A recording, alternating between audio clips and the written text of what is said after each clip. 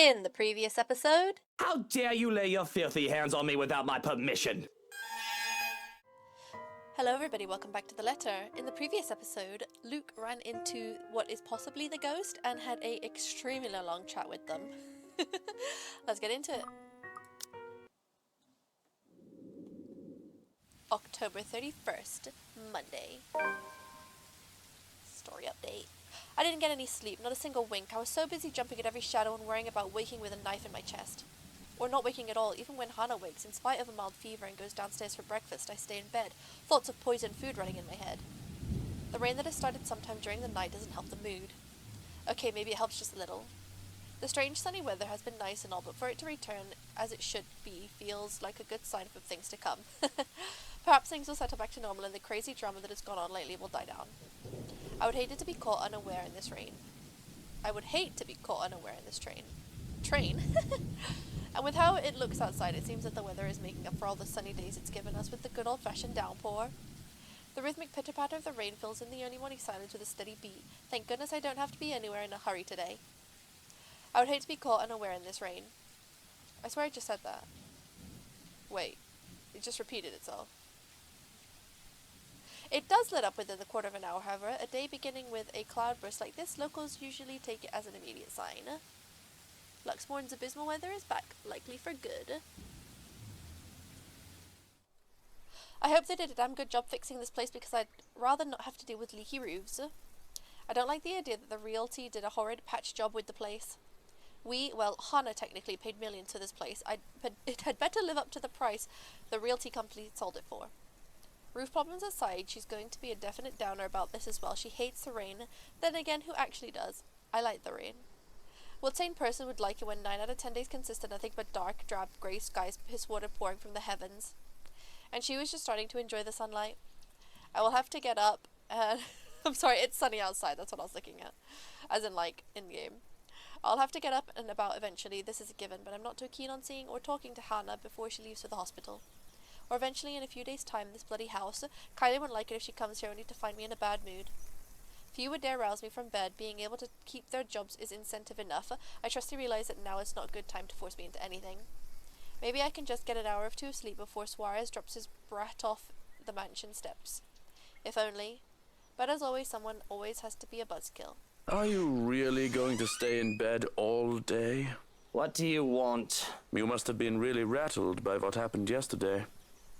If you need to talk about it, I am quite qualified in that regard. And you aren't even the slightest bit bothered? Truly? Not even the slightest bit worried? I was worried. But I realized that it's not my life in danger, is it? Savage. My worrying will not help matters. Neither will yours. Loath as I am to admit it, he is right. Still, it's more frustrating when he doesn't give me time to concede his point. I know you two aren't getting along. Nosy bugger. But you should at least see the madam off before we leave. Think of her as a business associate if you must. It would not do to part on bad terms. It's far too early to deal with your nosiness. That's none of his business, none of it. If he remembers his place, he'll drop it. I don't want to talk to Hannah, not now, when I'm so high-strung and paranoid. This whole thing is a bloody mess with everything going off at once. I'm afraid that, with our troubles, I will misinterpret anything she might say or do. That'd just make the whole thing worse. Are there any updates about the woman? Being in the dark has me on edge. Information, any at all, may very well help me in calming down. I've already briefed security about her, and more from the agency will be arriving tonight. But they haven't seen anyone fitting the description. So you have nothing then? Fat lot of use you guys are. What do I even pay you for? Do me a favor. There's the door. Don't let it hit you on your way out. Well, there is something. It's about McCulloch. Can anyone blame me if I show the tiniest bit of interest? She's still not done with the house, and she's a nice enough woman. Plans to go back to sleep are gone. I called her secretary about taking the day off. He hasn't heard from her over the weekend. She's probably passed out after enjoying a pint or 2 or 10 in a bar somewhere. She's an adult. It was the weekend. She's allowed to disappear and not think about work. Fuck. I wish I was passed out after a night of drinking. He does know that mobiles are a thing. That's all well and good, but she's not answering her mobile either. Mr. Parker will be filling a missing persons case with the police if she doesn't turn up today. Certainly someone must know where she is. Tabs are kept without fail on people who come to work with me. Background checks and constant surveillance until they finish their contracts with the rights. Some would say that's a bit over the top. But I can't be too safe. Too many want me dead. What about one of ours? Has anyone seen her? She's pretty hard to miss with how tall the woman is. The last anyone has seen of her was here, the morning of the party. Your housewarming party. That isn't good news. It wouldn't do for the police to hear of this and to suspect. It's a little import that I can easily prove my innocence. It's all a matter of principle. Because even the accusation of misdemeanor should not stain my reputation, although maybe it is a bit too late to hope for a squeaky clean one. Besides, it'll be such a hassle to have police poking about in the house looking for a body that doesn't exist. Yeah, sure. Now, if we're done here, I'd like to go back to sleep and... Where are you? Well, there goes any plans for grabbing some shut-eye. Rolling over on my stomach, I can only scream into my pillow. Of course, of course. Ugh. Did you stub your toe again? He said you should always use your indoor voice when you have visitors. Johans, distract her. Oh, look, it's time for me to go. Surprise Johan's face. Have fun with your little play date. So long, farewell, and auf Wiedersehen. Goodbye. No, Johans, don't you turn away from me. Keep her busy for an hour. Come on. I have to press my face against the pillow once more to suppress a groan. You can't just get loyal help anymore. Hello there, little Fraulein. Your uncle is just upstairs and will be down in a moment. He is super excited to have you today. I hope you're well rested and ready to play a lot. I mean, I low-key love, Johan's and Luke's relationship. That bastard. I'll be down in a sec, Munchkin. Let me just... Change into a fresh shirt, brush my teeth, fix my hair, bemoan my very existence. Wish I was anywhere else in the world right now. Don't get me wrong, Kylie is a great kid. Wonderful, better than most brats her age. But handling a tyke is the last thing I want on my agenda right now with this whole Hana business. Fortunately, I am well versed in how the world works. I've long learned that the show must go on no matter what hurdles come in my way. So I set to preparing for the day. Running a comb through my hair is just divine and simply makes me feel more human. Bed hair is disgusting, though it isn't as bad as now as it was when I was a child. With how expensive a trip to the barber was, I often had to grow it out until Mother had the time to cut it for me. The curls and tangles were simply horrid. Why, I was even mistaken as a little girl because of it. It certainly doesn't help that I was named Lucille. A freshly pressed shirt is enough to chase away the last signs of sleepiness. The feel of crisp and clean cloth in my hands is a clear marker of the start of the day. Smoothing down my suit and my hair with a sigh, I steel myself for the horrors. The horrors that come with taking care of a child. Good morning to you, Luke. Speak of the devil and she shall appear. Bright-eyed and bushy-tailed, Kylie grins up at me as soon as I open the bedroom door. Why is she in her uniform? Wait, what? Is today Monday? One sec. It is Monday. Did I read this? No, she didn't. She swings the backpack she's clutching, hitting my leg in a show of impatience and looking entirely unapologetic for it. Did you just wake up? Don't tell me you forgot. It's our play date today. I doubt I'd forget. Kylie's visits are frequent enough that they've found a way into my schedule. They're supposed to be visits to her godmother. But we can't pick who a child gets along with, so as long as I'm not busy, her father can drop her off for the day. Which is all well and good for me if it makes Suarez focus on work I've given him. Besides, she's a bright child, tolerable, kid's got a good head on her shoulders and get pretty mature for her age at times. Of course they have to thank me for that. Her parents can take partial credit, but Hannah and I have been there for the kid since she was just a small babe. Why, I can still remember the first time I saw her. It was during her baptism. The only reason I was there was to accompany Hannah, who was to be named godmother. She was such a tiny thing, not even a year old, and swaddled in her mother's arm in white cloth. It was the first time I really saw an infant up close enough to hold one at least. It had been terrifying to be given a little child to carry after the whole water ceremony. I'd never done so before, that to hold a tiny life in my arms. I could have just dropped her on her head and this little tyke before me would have stopped existing then and there. But the child just smiled at me, babbling nonsensical words as children do and clinging to me even as I tried to hand her off to Hannah. She had thought it hilarious and adorable. My suit had been a mess and I was nearly an anxious wreck by the time I handed her back to her mother. Yet it was pleasant too. Of course I didn't, you little rugrat. I just had to take care of something before you arrived. Really? Well, I guess that's fine. As long as it's only for work like last time. Really? Now why don't we go back down and have breakfast in the parlor? I already ate at home. Papa made one of his tortillas de patata. Suarez! You wouldn't let me leave until I finished every bite. Oh, the Suarez's infamous tortilla de patatas. Those things are a hazard. You can probably use one to bludgeon someone into submission with how huge they are. It's a miracle Kylie can be so energetic. I purposely mispronounced that, by the way. I pronounced it the way Kylie did. I had trouble staying awake the first time I had one. Speaking of staying awake... Well, I need some coffee in me at the very least. But if you'd like, you can jump straight to dessert. Yes! Dessert, please! It's easy enough to manage Kylie with the promises of sweets, thankfully. The hard part is managing her before she gets the sweets, because I nearly have a heart attack when the kid races down the stairs. Just the thought of her slipping and breaking her neck is enough to make me rush down after her. Slow down, the food isn't going anywhere. The food is going somewhere. In my tummy. Jesus fucking Christ. Children. Swearing. With a shake of my head, I usher Kylie towards the parlor and order a maid to bring food for us. Whatever breakfast there is, along with a cup of coffee for me and an ice cream for Kylie. But I can't leave the kid alone for too long, unless I want to let her turn the other room into a slaughter ground. What? True to my expectations, I have only left Kylie alone for a few minutes, but she's already made herself comfortable. The stuff from her backpack has been left scattered across the room, from colouring books to crayons or toys. Cute. She's well equipped to amuse herself in no trouble, though I can certainly breathe a little easier if she won't bring her doll along every time she visits. Narcissa or Sissa is a creepy little bugger. It doesn't help when Kylie left her during one.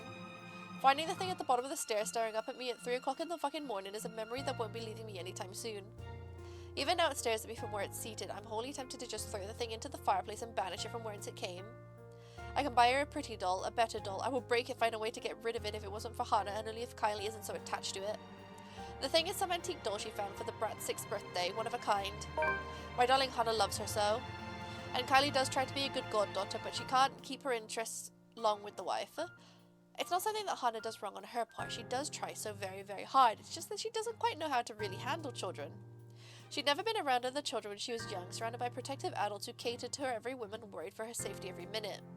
When she isn't able to keep up with Kylie, her first instinct is to be strict. Impose rules on the child, treat her as if she is made of spun glass, like every movement might break her. I at least have some idea from being around street kids. I know the games they played and how they think. I know that scraps and skin knees are a part of childhood. Even with how I grew up, I had time to be a child and not some sheltered heiress. With Kylie, as behaved as she can be with her toys and her books and art, she has to use all of her energy up somehow.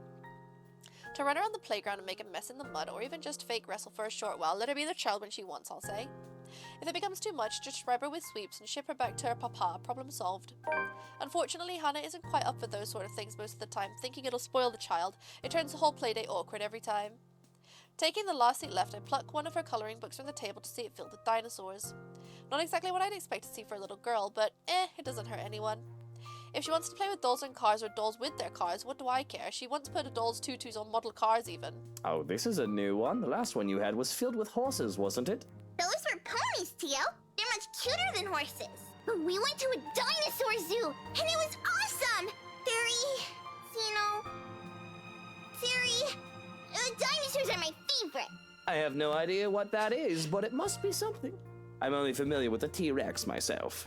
Yeah, they found, fossils of its claws. They're really long. They think the whole theory might be a bazillion meters tall, even bigger than a T-Rex. My favorite dinosaur is the Triceratops. Cisa says it'll be big enough to eat all my classmates. She only laughs as I scrunch up my nose and grimace. Takako says you're making a really funny face. Taka who? Takako, a friend I made. I have to stop and look around, expecting one of the help to be there. The child does have a way with befriending just about anyone as long as she puts her mind to it. Yet the two of us are completely alone. Thankfully, she only finds my disturbed look as another funny grown-up expression. That might be a lot more problematic than whether she plays with her dolls or cars, though. Both the thoughts of Cisa giving Kylie ideas, and one of said ideas being massacred by dinosaur. Something I probably need to bring up with her father aside from work. But beyond the murderous dinosaurs, creepy dolls, and imaginary friends, I can find no trouble with Kylie. She's as energetic and precocious as any other tyke her age can be. I'm not gonna lie, I'm pretty sure when I was a kid I also did like a lot of like massacring things when I was a kid. I feel like that's just the thing. When you like you just make all your dolls and toys fight each other. She's an angel if she can get comfy and settled in after getting her sweets. We tuck into our waffles as soon as food is brought in. Our waffles because she wanted her own plate to go with the ice cream as soon as she saw mine.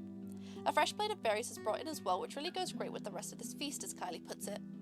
And if I indulge in the sweetness, I have a cup of black coffee to pair it off with. Why does that coffee not have a saucer?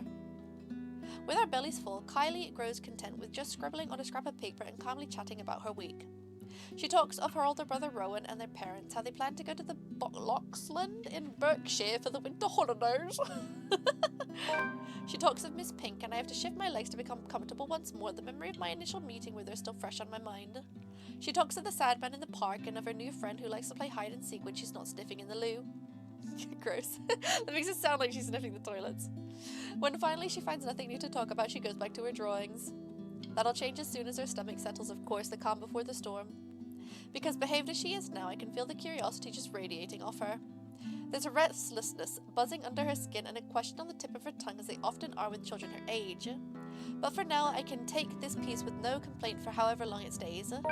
I have fun with the crayons as well as a child's insistence, even if I can't really draw. With Kylie using the black crayon that leaves me with the blue one, I absent-mindedly start to draw a puppy to the best of my abilities. It's as I attempt to give the doodle dog another eye that Kylie breaks her silence. Tio? Where did Tia go? I saw them leave when I got here. Tia didn't look so good. I've been expecting a lot of different questions. The kid always has a whole bunch of them ready for me, but I can only sigh when she poses this particular one. She's just going to the doctor's for a checkup. And as kids go, there are follow-up questions. And you didn't go with her? Well, you were going to be here, sweetie, so I had to stay behind. So she's all alone? At the hospital? Oh, no, of course not. Tia has her Hans and her maid and a guard. She's got plenty of company. Yeah, but you're not with her. If I didn't know better, I'd say the kid is trying to make me feel guilty, though I don't know if the bitter taste in my mouth is that or something else entirely. I really don't have time to process what the emotion is that the brat opens her mouth again. You should have gone with her to the hospital. Hospitals are scary, you know. Exactly why I didn't go. I don't like hospitals, Kylie. That's all there is to it. So you're not angry at Tia? Why would I be angry at her? It isn't her fault she got sick. I heard you and Tia are fighting. I heard that you might not be together anymore. I have to stop her there. Sure, it's easy for people to jump to conclusions and presume that we might be fighting, no thanks to Rochelle. But it's not common knowledge that things have actually gone sour, and to put it in her terms, that we might not be together anymore. Oh, well, where did you hear this from? I heard it from a nice maid lady. But that's still no excuse. Not when she's sick. Ah, the not ghost maid lady. She needs someone to hold her hand, and bring her soup, and make her drink medicine. I am livid. Livid that one of my employees might gossip to a child of all people. Who says such upsetting things to a child? But my anger dies out when Kylie starts to tear up. She holds it back in an effort to not seem so childish, I assume. Though I'm honestly so confused as to why such news would upset her so. Oh, no. Look, Kylie, there's no need to cry. I'm not going to cry. Are you sure? You've got no reason to cry. Even if Hannah and I won't be together anymore, you can still visit me and I can still visit you. That's not the problem. Why don't you and Tia love each other anymore? I still love her, Munchkin, and I'd like to think your Tia still does too. Isn't that the truth? I love her, I'm just a total shite at showing it. And a small part of me screams that I am not worthy to be her husband in the first place, no matter how hard I deny it. Perhaps in another time, another place, another me, I would have confessed that whole world is nothing compared to her. So why are you two fighting? You grown-ups are so stupid sometimes. Why? Because I'm a prat, probably. Motioning for her to come closer, I wrap my arms around her and rub her back in an attempt to comfort the child. Only when I feel her tears soak into my jacket that I realize there might be something else to her worries. I've heard Suarez is not getting along too well with his wife as of late because of how busy he is with work. Really, I was wholly tempted to just brush her questions off and say that it's a grown-up thing. I could content myself in pretending that this isn't happening. But it seems like she needs to hear this. That just makes it all the more painful to try and explain this, because I have to explain it not only for Kylie but also for myself. Sometimes people fall out of love, or they think they've fallen out of love and need time apart. It's not necessarily a bad thing. They might be angry at each other, or they might feel sad. They need time for themselves to think about each other, to know if there is still love. Maybe they'll be back together again. Or maybe it's better for both of them to move on. Damn, that's sad. Instead of staying together and hurting each other, pretending they still love each other. There's nothing final, but here we are, at a crossroads where the wrong step might end in heartbreak. Hannah thinks we need some time apart, but we aren't done just yet. But yes, grown-ups can be rather stupid. You're still gonna be my friend, no matter what, Teal? Of course, my life would be less exciting without a little brat like you running around and making a mess of it. And you better stay my friend, even when I get all old and wrinkly. Kylie's shoulders shake in laughter. She pulls away and gives me a toothy grin. You're already old! But don't worry, when you die, I'll burn you and put you in a jar so I can keep you forever! Just like they did with Abuelo! My thoughts come into a grinding halt at her words, yet she goes on as if she hasn't said such an odd thing. Why, it almost seems like the tyke is looking forward to my funeral. As if there is no confused expression on my face, she pulls me back to our drawings, commenting on the state of my weird dog. I think your puppy would look better magenta. Aww. Monday, October 31st. With Hannah away for a checkup, Luke was left alone to watch over his godchild, Kylie Suarez. However, what was supposed to be a simple babysitting turned awkward when the precocious child began spouting bizarre things. I don't think I can spend any more time with Kylie considering how high-strung I feel. So it is a good thing that Suarez came for as soon as I've called. Though it is an earlier than agreed upon time, he voices no complaint. That bastard even has a look of relief as soon as they left. Or at least I interpreted it as such from where I've stood by one of the windows, not bothering to step out and greet the man. No doubt he still doesn't trust me around his spawn. Well, he has every right to be suspicious of me. I am a dangerous man after all. But to my chagrin, that leaves me with the rest of the day with nothing to do. Well, aside from picking up the mess Kylie left scattered about in the parlour, to my immense relief, she remembered to take her doll home with her this time. But the same cannot be said for the crayons and papers littered here and there. First things first, I snatch my own doodle off the table and rip it to shreds, leaving no hope that we will see the light of day. The rest of the drawings, all Kylie's, remain unharmed as I collect the lot. Though they have been stacked neatly on the table before, they must have been blown about when I saw Kylie off. And there are plenty of them. From cats and cakes to colourful rainbows and gardens, the child managed to make a lot during her morning here. There is one that I have to fish out of the fireplace where it landed. Expecting to see another one of Kylie's masterpieces, I instead am greeted with something a bit more concerning. Okay. There is me, and there is Kylie, the two of us, side by side, and smiling as our stick figure selves stand in a nondescript field. That much I can ascertain without looking at the labels below the doodle's feet. But a third figure stands next to me in the drawing. A woman with her face hidden behind a curtain of black. Takako, the writing under her supplies. Takako says you're making a really funny face. One big happy family. Taka who? Takako, a friend I made. The hairs on the back of my neck stand on end and I feel a chill go down my spine. A breath? That isn't mine. That has me turning around expecting, hoping to see someone, anyone. But nothing. And that's when I hear it.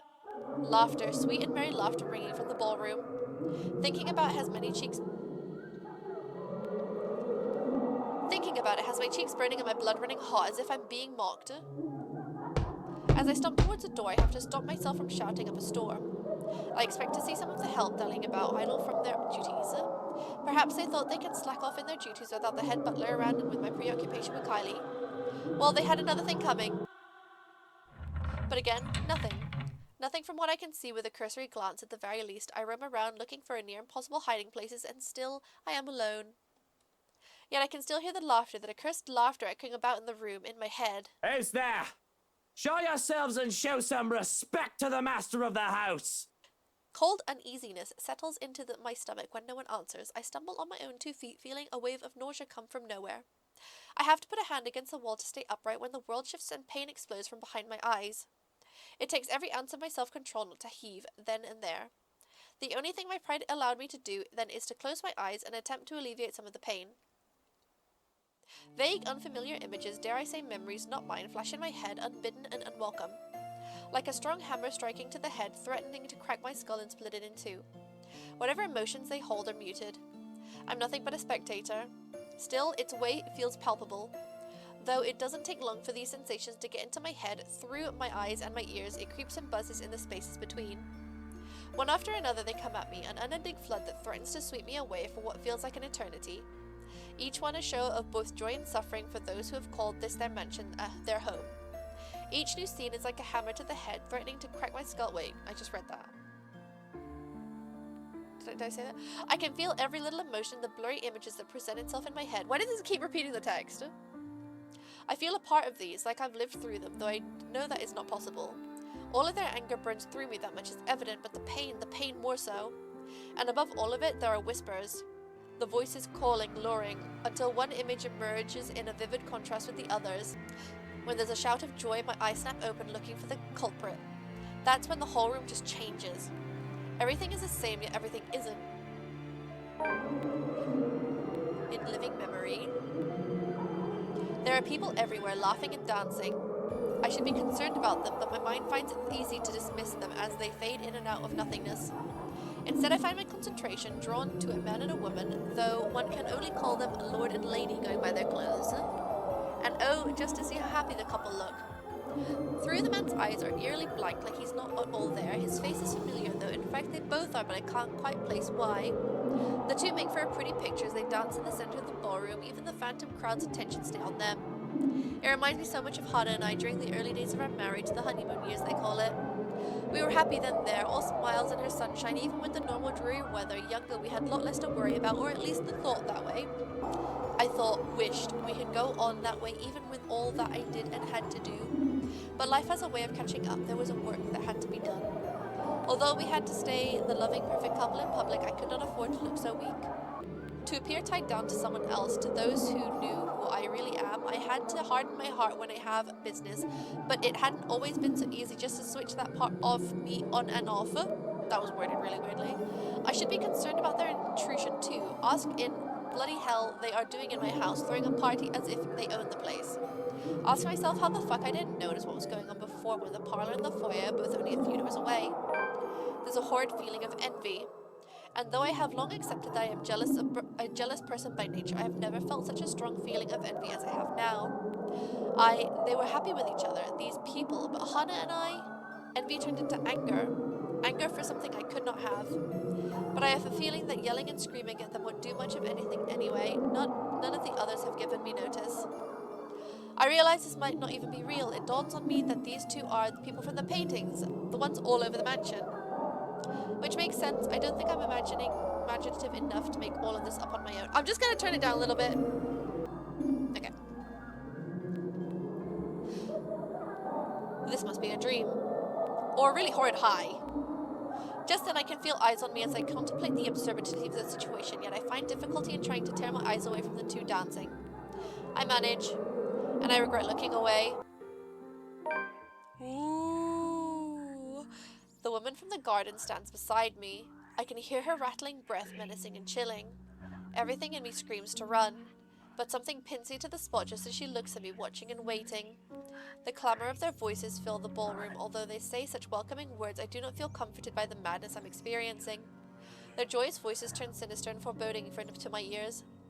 Their chorus of people that shouldn't exist, threaten to overwhelm me, drown me even as I stand on dry land.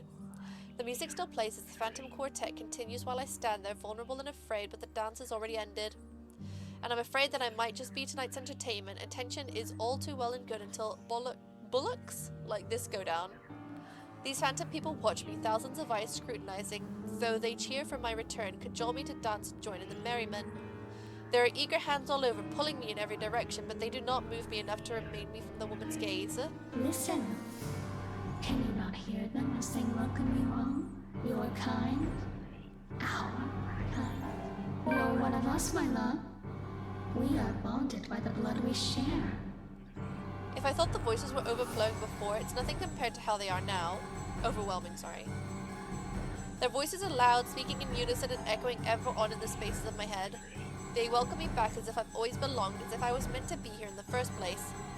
They call me all these titles and names that do not belong to me, and that man's face, the one with the empty eyes, flash again before me.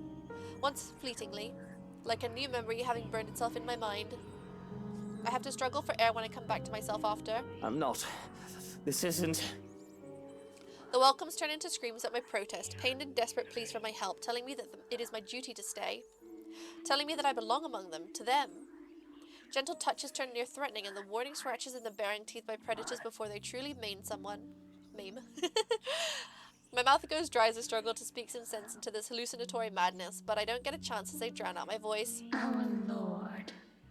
My Prince. At her words, there is a compulsion to stay, though my heart races in my chest. The fear I should be experiencing refuses to register in my head. Mind and body war with each other, nearly tearing me in two. Oh, you finally returned to us. The compulsion to walk into her arms is strong. Whispers in my head tell me to go to her. They say that she is safety, she is home and harm. We have been waiting for so long. But repulsed at these thoughts, I wrench away and turn with a small gasp. Without hesitation, I start to make a run for it. I nearly fall to when an angry shriek pierces the air and inhumane and monstrous. I don't dare look back. I just run. I don't care if this is a drug-induced hallucination or not. I just run. Out of the ballroom. Out of the parlor. It's only then that I bother to look back, hoping and praying to God I scorn that I did not pursue me. It did not pursue me. I'm sorry I'm reading this so badly. I would have run all the way out of the mansion too if only someone didn't get in my way. I collide with a body much larger than mine and fall back to the ground, head spinning as I look up at the stained glass. Turning my head to the side, replaced with a colourful sight with a pair of shiny black shoes. Fatigue fills every inch of my being, then making me refuse to get up. Meanwhile, a familiar head of ginger hair looks down at me in bemusement. You really must look where you're going if you insist on running about. Do tell, where is the fire? Monday, October 31st. Alone, Luke heard voices coming from the nearby ballroom. When he decided to investigate, he was assaulted by memories not of his own. At the center of it all is the same woman who appeared before him the day before. Using before twice is not good. Oh, thank God you're here. I do hope you don't have a concussion. Can you count backwards from 15 to 1 for me? Oh, fuck off, you wanker. Just help me up. I do not think insulting me if you do have a concussion is a smart decision. But no, really. 15 to 1. That woman, she was here. I told you to keep an eye out for her. The other man offers an arm and pulls me up to my feet then. But before I can storm off and pull him into the ballroom, he anchors me down with one hand on my shoulder and the other touching the back of my head. No bruising or bump. That still does not mean that you don't have a concussion. If you are too lazy to count backwards, can you tell me your full name? Where are you currently? We don't have Lucille Mitchell Wright, and this is the Ermengarde bloody fucking foyer. But we don't have time for this. You must make and have the time to make sure you are not broken in the head. I have already sent security to scour the whole house when I saw you running out of the parlor, Dummkopf. If the woman is here, they will have her. You will only be slowing them down if you plan to interfere. When he points that out, I realize that there are guards starting to filter into the house as we speak, with some already searching the nearby rooms. Armed and uniformed men go about in pairs, making it so the house is in a flurry of activity. He lets go of me then with the knowledge that I'm not going to keel over anytime soon. I was hoping that you would be tired from dealing with the young miss on my return. Instead, you come running and hit your head. Such a troublesome boy. Shall I be carrying you to bed, too? I can manage just fine on my own. Though I don't see how I can sleep until that woman is caught. It'll be easier to keep you safe in your quarters. This is twice we've known the woman to break in. I think we can safely presume that you hold her interest. He says it a matter of fact in a tone that brook no argument, not like I'll argue if it means I'm kept safe. The two of us hurry upstairs, though we remain watchful and wary of any potential threats to my person. We make it to the master bedroom without any trouble, though, and two of the security are left outside the door. No problems at all. Not until we get inside. Johan's eyes scan the room wildly, a look of dread on his usually stoic face. And I don't understand for a moment. Looking around the bedroom, it's empty. But then I realize... Where's Hannah? She came home with you from the hospital, didn't she? She's supposed to be here. I sent one of the maids to accompany her here, to let her rest. I feel the color drain from my face when he raises a hand to stop me from charging out of there. Stay. I'm not staying in here while Hannah stays out there. One of the guards will find her and bring her here. And what if they don't? What if that woman gets to her first? What if she already has her? That's not possible. You can't promise that. There's no second thought as I reach under my side of the bed and pull out one of my knives. I have no doubt that the other man can take me on if we are both unarmed, but with this I can even the field, or at least deter him from escalating the situation and risk hurting either of us. I'm going out there to look for Hannah, and you're either with me or you aren't. I'm not risking Hannah, and I'm not leaving her alone. Still, like a stubborn mule, he refuses to budge from the door. There's a withering look on him that I try to match. One that somehow I'm losing fast to, even with him not saying a word yet. Can you see yourself in the mirror right now? You are in no proper state to go looking for anyone. If it will make you happy, I will do the looking. But please, and don't make me repeat this, Stay. Where it's safe, where security can find you. We already have one person to be worried about. Please don't add another one to it. Perhaps it is his tone. In spite of his general disdain for virtually everything that has to do with me, I'd like to think that over the years he has grown to care for Hana at least. Much as I loathe to admit it, I trust him for her safety over any servant in this house. So, an acquiesce. You have 2 hours, Shirokin. I don't think it'll take that long to find one missing woman in this house. 2 hours. Any more than that, and I'm going out there. Of course. Despite his words, he lingers. If I didn't know any better, I'd say he'd want to make sure that I get in the damn bed and sleep before he turns away from me. What am I, a child, watching me and treating me like one? There's a reason why we will never get along. Well, what are you waiting for? And the knife? The knife stays. Very well. Only then does he seem to get the hint.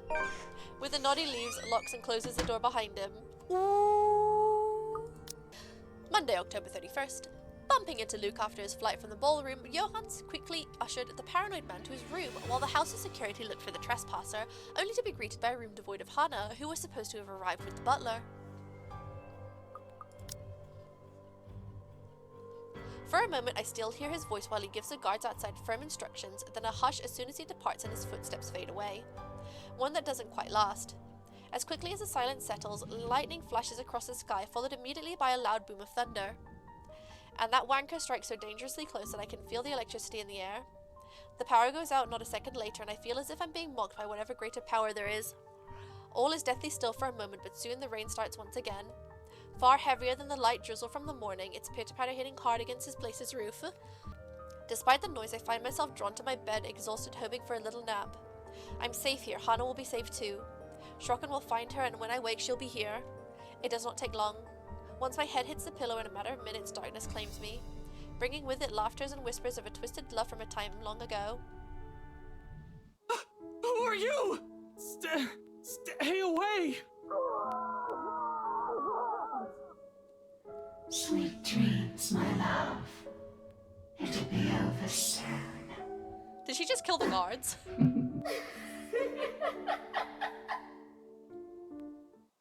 November 1st, Tuesday. Yet in spite of the unfamiliar voices and unwanted touches from shadows lurking in the dark, rousing is a slow, arduous process. Difficult, every limb is heavy with lead. No matter my aversion for the words they murmur in my ear or the sight of her horrid smell from afar, my body refuses to leave. Or yield. I am at their mercy. Beyond fathomable reason, my consciousness refuses to pull off the waking world, choosing to linger in the pits of a dream, gradually drawing me deeper into unknown depths. Somehow, even if it might mean I may never open my eyes, I allow them. You do not belong there, my prince. Not that I mind getting a few extra hours, of course. The bed's more comfortable as it is, after an exhausting day yesterday. Babysitting Kylie and the stress of finding an intruder in my own home. I think I deserve a little break every once in a while, especially after going through all of that in a single day. I can only be on the receiving end of so many unacceptable things within the span of a few hours, you know. As gracious a host as a person I am, my patience has its limits too. Although there's still the problem with Hana, I haven't forgotten that, of course, but that's why I hired Shrocken. He's competent enough. He won't even last a day in my service if he's any lesser than those half-wits who think they can deceive me with their sweet words. He's more than capable of working on his own without guidance. Let the butler take care of it, that little problem with Hana, while I... Hana. You do not need her. I am here. We are here. This is where your home is. Where you belong. For the blood we share. Come back to us. How long has it been since? Johannes has never taken this long before. Surely there should have been an update by now. Alright? So why isn't there? Please don't go. Bloody hell, the cretins I've surrounded myself with. And isn't that enough reason to force myself out of bed? As it has always been the case. Did I cut that off? My eyes fly open, expecting the warm rays of sunshine filtering through the curtains, only to be greeted by a blinding flash of light and a loud boom of thunder that sounded nearly too close to my ears. Strong gusts of wind will occasionally burst in from the open balcony door, bringing in drizzles of cold rain into the room. Why did they leave that open? Oh, I must have left it open earlier before dozing off. The carpet on the floor closest to it is already drenched. Hannah's going to be so cross when she sees this. Not that it is an immediate problem. If anything, it's the power outage we should be minding first. With the intruder still at large, steering through this darkness might be far more fatal than multiple stab wounds or a gunshot to the chest. Oh, great. The power's still out. That is exactly what I need right now. Yes. It's a storm, of course. I should have moved back to the penthouse to weather it as much more comfortable setting. Already I can hear the creak and groans of this old place as rain beats against the windows. Johans! Has someone been sent to check the circuit breaker yet? No answer. Johans? Silence. Schroken! Someone! Anyone? Still nothing, and my cordial mood is quickly dissipating. Where are those idiots when you need them? It's really a wonder why he hasn't fixed this yet. Was I really out that long? Can't be. It's only been a few hours after midnight. If the time on my wristwatch is anything to go by. Unless I'd forgotten to change it again after that last overseas trip a month ago. Though the delay is understandable if he went looking for Hannah as he promised. But bloody hell, my safety is also at stake here. Cursing, I stay still, letting my eyes try and adjust to the darkness while my hands fumble for my slippers. If that butler isn't going to fix this, I may as well order the security posted outside to do it. It's probably just blown a fuse. Anyone with a brain can repair one. Grabbing my jacket and with my footwear finally on, I make for the door. Although in haste, I pause briefly when a gleam catches my eye. One of my drawers, underneath the clutter I've yet to organize, the muzzle of a gun peeks out. Hannah has never openly commented on my possession of it, but I know she does not approve of it, knowing the bloody firearms policy in this nation. Of course, I've not found much use for it in the 7 years we've been together, otherwise she would have already had it thrown out years ago. Doesn't mean it wouldn't be useful right now. Without a second thought, I seize it, sending the stuff piled above it onto the floor. Whatever. I'll get to it later. This blackout problem should be resolved first. Right next to my missing security detail, as it turns out. Where the fuck did everyone go? There were two, weren't there? Shrocken had 2 blokes posted to stand guard for the night. I might be panicking for a bit earlier, but I'm quite sure I haven't gotten delusional yet. What, did both of them decide to take a break because they think the master's already sound asleep and won't be looking for them? Damn nitwits.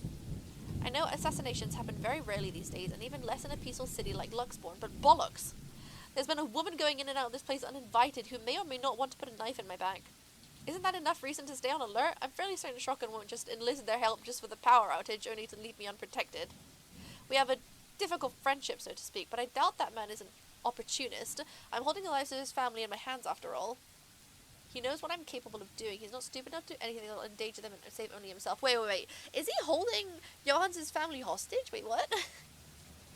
So where, then? Only my footsteps echo along the dark passage, and I'm left gripping the handle of my pistol for some sort of comfort. Without proper lighting, and with this storm still raging outside, the stories I've heard about this place seem to have some truth to it. Some. If I'm reaching and wish to entertain myself for a bit, I'll say there might also be ghosts whispering in my ear, calling. Of course, it's just the wind and the trees rustling outside. Nothing good will come allowing these thoughts to linger when problems are piling up in front of me one after another. Especially with what greets me once I get to the foyer. Ooh. Wait. Tuesday, November 1st. Luke Wright woke up to a storm raging outside with his whole house eerily quiet. Power was still off and his butler was nowhere to be found, even when called. Taking his gun with him, he went out to investigate and in the foyer of his own home. I feel like these two are the wrong way around. Anyone else? Though it's dark, the large windows illuminate the area much more easily than any of the other rooms. And from where I stand at the top of the stairs, I can easily make out their forms, recognize them even. It's all gone crazy with these intruders come into my house.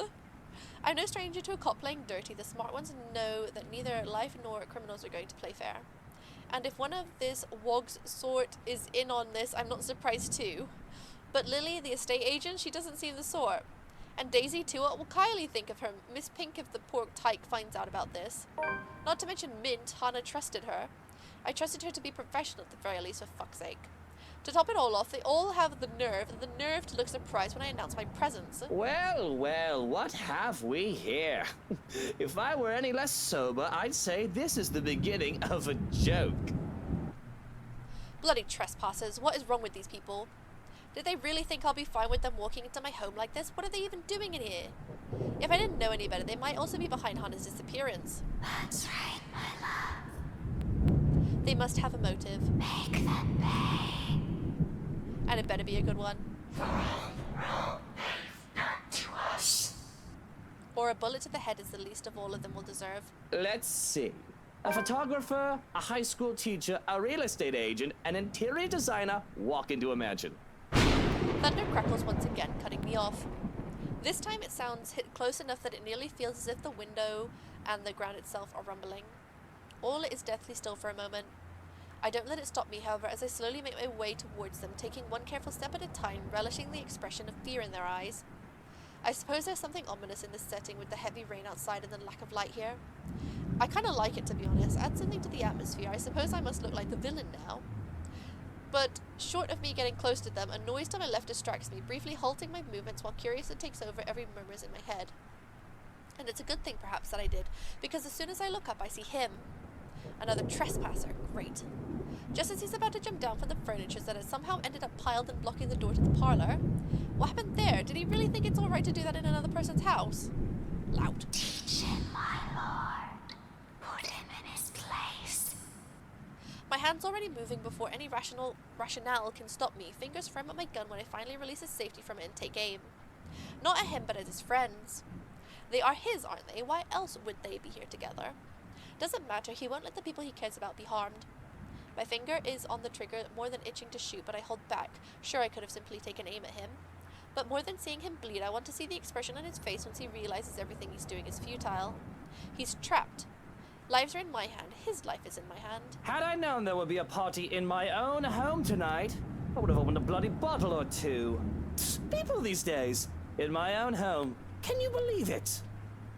I feel so left out. I can tell the exact moment the realization dawns on him.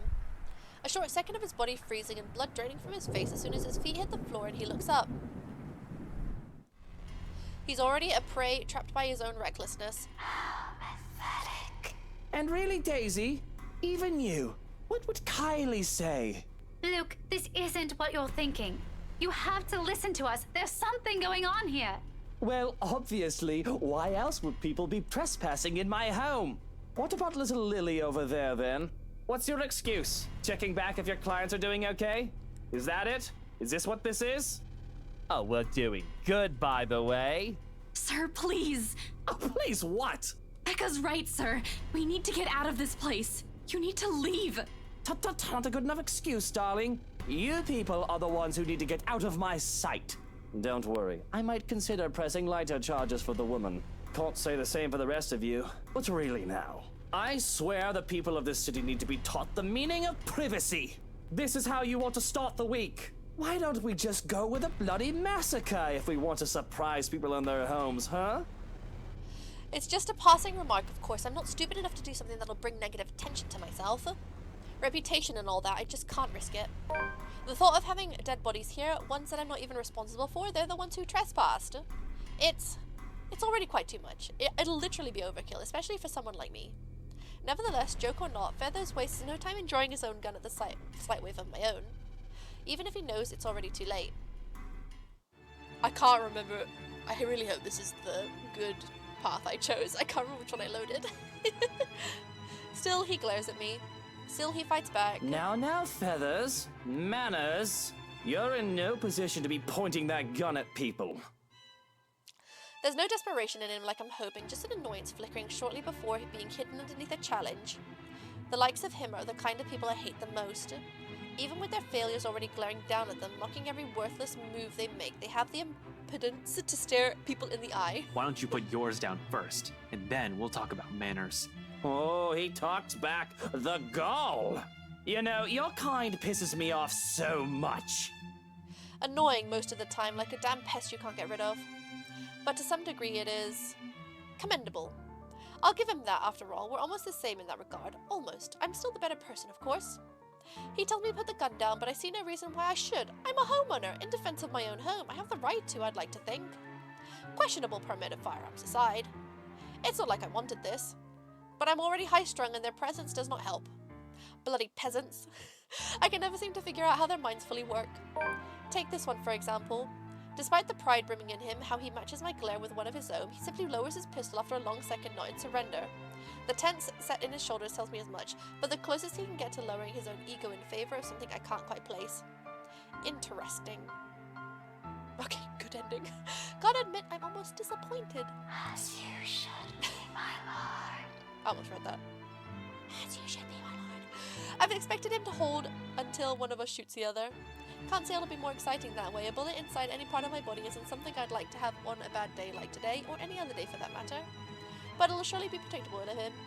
And I like predictable. They're the kinds of people who are the easiest to deal with no matter the situation. With them, there's no second guessing what they'll do. He shoots, I shoot, one of us dies, the other walks away, nothing complicated. Nothing requiring much brain power, just muscle memory and who's the better shooter, end of story. Yet here he is, dragging a deep breath in and setting aside the only thing protecting him. Where were we? Sorry, I went to have dinner. I can easily shoot him this way, be done with this whole farce of a conversation. Instead, I find myself listening.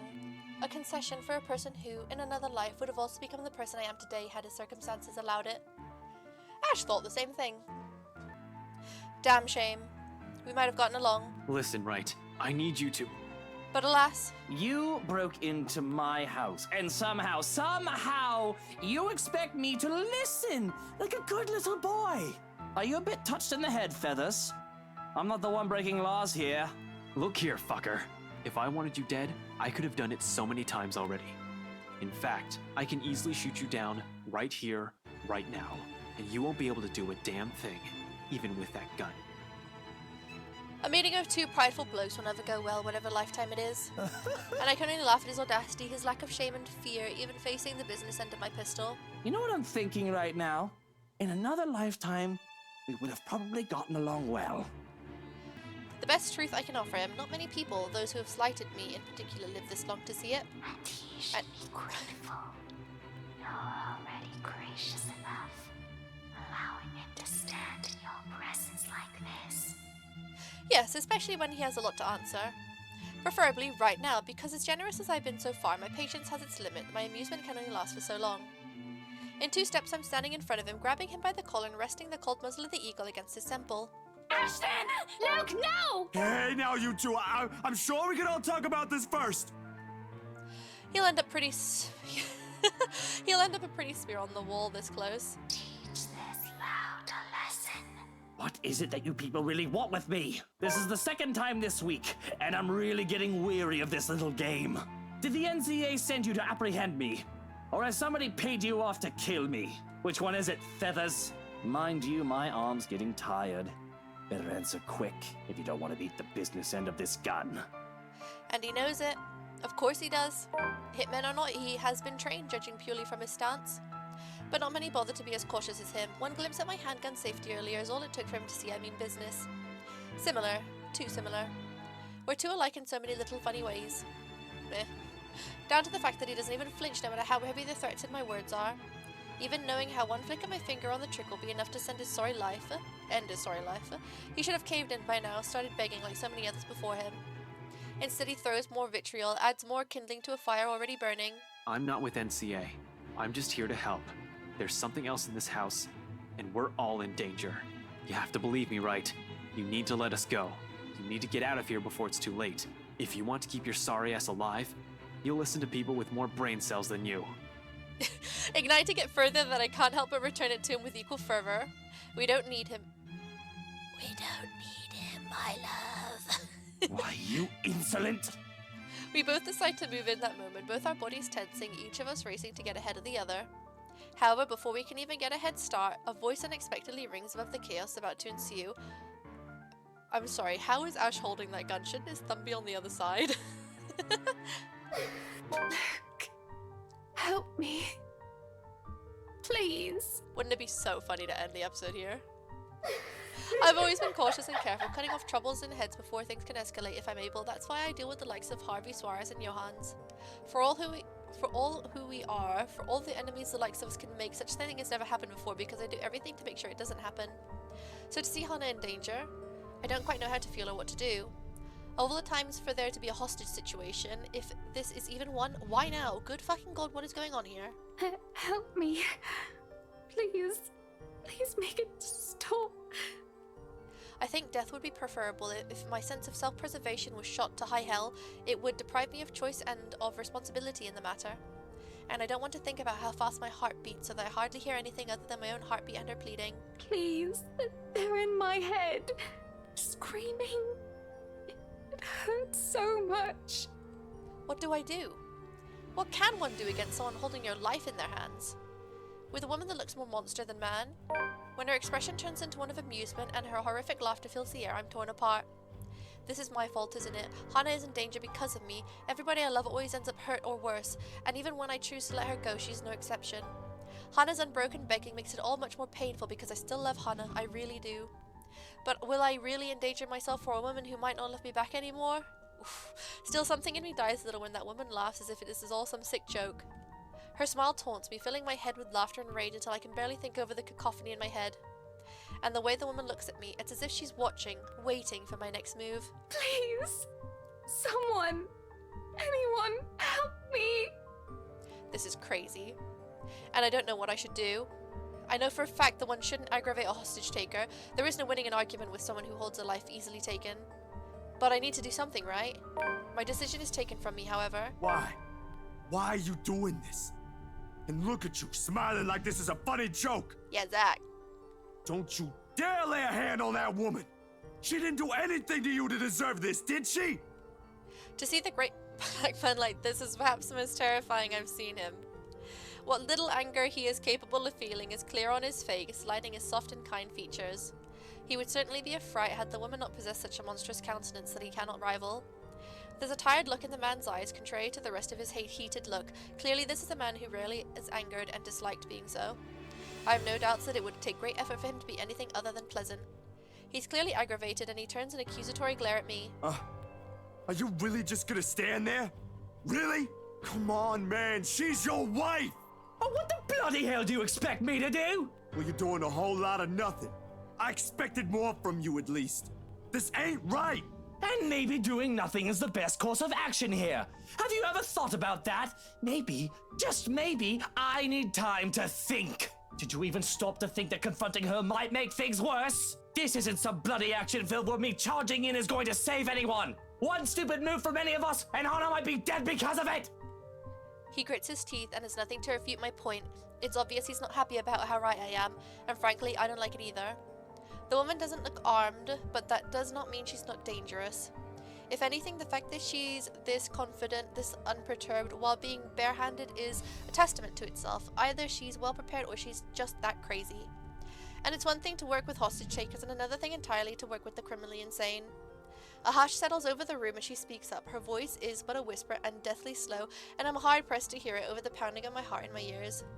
She speaks, the woman from the gardens or the servant girl from the ballroom, from the hallucination, vision, memories, whatever they were. Will you not speak up for her? Will you not try to save your beloved wife? I cannot stop the heat from flooding my cheeks, shame turning me red and making me grit my teeth in anger. And that same anger sets a fire in me, burns through the fear, it spurs me on to call her out because of pride. Why? Will my words hold any sway? Who's to say you won't snap her neck the moment I take one step? Do you take me for an idiot? Snap! I will snap her neck. I take you for a coward. Nothing but a spineless coward.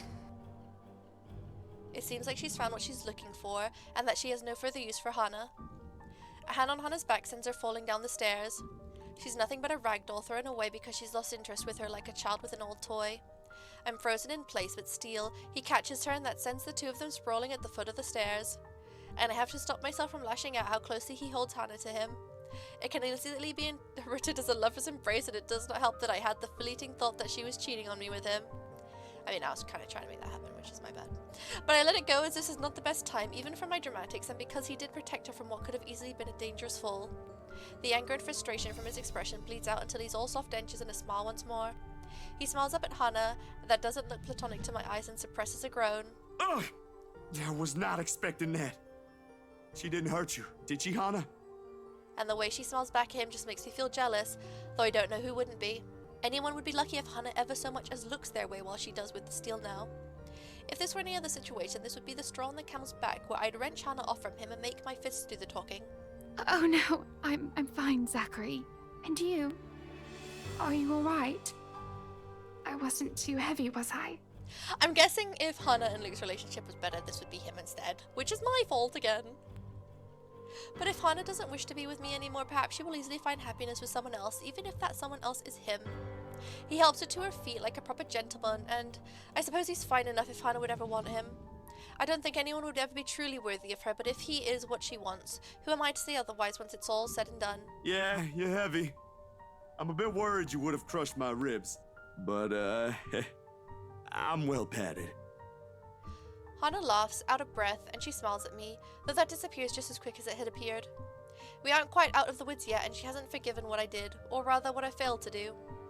It is only fair, I suppose, I'm nothing but a coward in her eyes, a sore excuse for a man who can't even muster up the courage to protect her. And I nearly forgot for a moment as I watched the two of them. You do not deserve what you have. Just hearing her voice triggers something in Hana and she starts to tear up, her face contorts into one of pain and fear. Zach is quick to place his hands on Hana's face so that she looks at him and him alone. Anna, look here. You're all right. You've got me and him. Between the two of us, you'll be fine, yeah? We won't let you hurt her again. Aw, Hana's crying face is sad. He reassures her with a nod in my direction. And I still think he's far too soft. I don't know exactly what in bloody hell is going on, yet I can't find it in me to care, whoever these people are and whatever they're here for. This is not acceptable. For all I know, this is all some dumb charade to get to me. All the times I've seen the woman before, it could have all been an act to get to me, to get under my skin. And to think they dare hurt Hana. For all that I fear that I had felt seeing her touch Hana, I can only think of her as an actress in grotesque makeup. My hand still shakes, the fear not having quite gone, but anger fills me as I look at the woman, a sneer on my face. How dare you! I don't care who you are, but how dare you touch Hana! I want you out of my house! Out before I call the police and have you put away for the rest of your miserable life! Okay, I understand where Luke is coming from, and I really appreciate the gravitas he's doing, but everyone else knows it's a ghost, so I do think it's a little humorous that he's doing this and everyone's like, what? Call the police? He's a ghost. She's a ghost. And that goes for all of you! I hold my ground firm and strong with my declaration, but the nerve of her, she just laughs in my face. A terrible, dreadful laugh that makes me feel as if there are ants crawling on my skin and maggots squirming into my ears. You are telling me to get out of your house. You threatened to lock me up. She laughs and she laughs. What's so funny? What are you laughing at? None of this is funny! But she persists and it almost feels like her voice is in my head. Oh, no different. No different. You're all the same. You can all suffer together. And that is when everything turns to complete and utter shite. It's a slow thing, a whisper more than a bang as the darkness creeps into every corner of the room. The walls shudder and groan, blood runs from the ceiling, crawls down the walls and stains the floor. It feels as if life itself is being sucked from the house slowly but surely. Can I just say, it does look like each of these characters has been drawn separately, which I feel like, depending on who I accidentally killed, they would be missing from this scene. The beauty of the place is gone, with only the dead, decaying remains of a mansion left in its wake. I don't have to wonder if it's just the foyer that's become this nightmarish place. I can already hear it. Gone are the growling of thunder and the lashings of rain and wind against the foyer's high windows. All of it has been replaced by a more grating sound.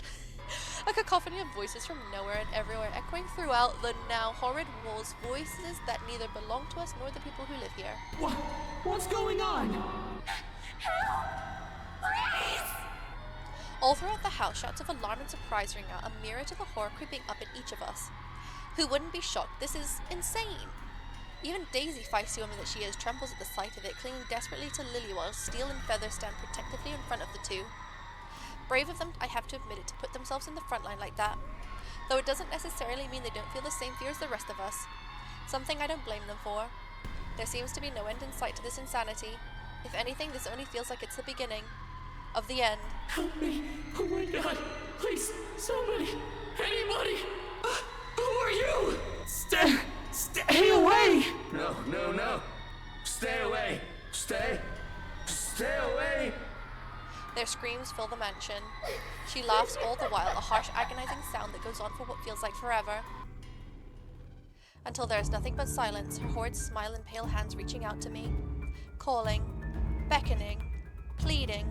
I'm terrified, I really am, like I should be.